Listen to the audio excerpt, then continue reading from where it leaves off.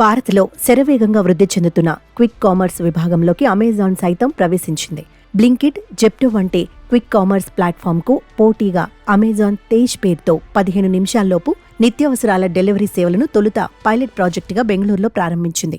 Amazon India country manager Sameer Kumar ఈ విషయాన్ని వెల్లడించారు. ప్రస్తుతం 51,758 కోట్ల స్థాయిలో ఉన్న క్విక్ కామర్స్ మార్కెట్ 2030 నాటికి 3.40 లక్షల కోట్లు చేరుకోవచ్చని దాతుమ్ ఇంటెలిజెన్స్ తాజా నివేదిక అంచనా వేసింది.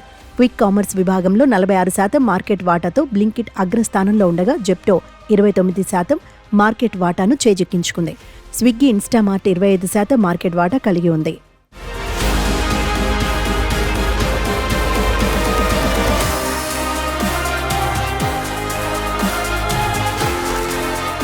క్విక్ కామర్స్ సేవల నుంచి ఎదురవుతున్న పోటీని తట్టుకోవాలంటే కిరాణా స్టోర్లకు వెంటనే మెరుగైన సాంకేతిక సేవలు అందించాలని కేంద్ర ప్రభుత్వాన్ని రిటైలర్ అసోసియేషన్ ఆఫ్ ఇండియా కోరుతోంది.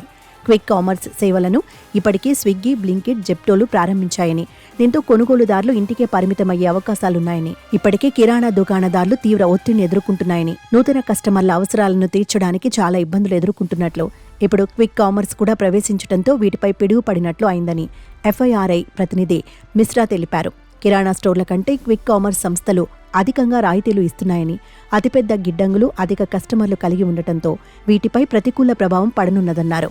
క్విక్ కామర్స్ సంస్థలు ప్రవేశించడంతో పోటీ మరింత పెరిగిందన్నారు.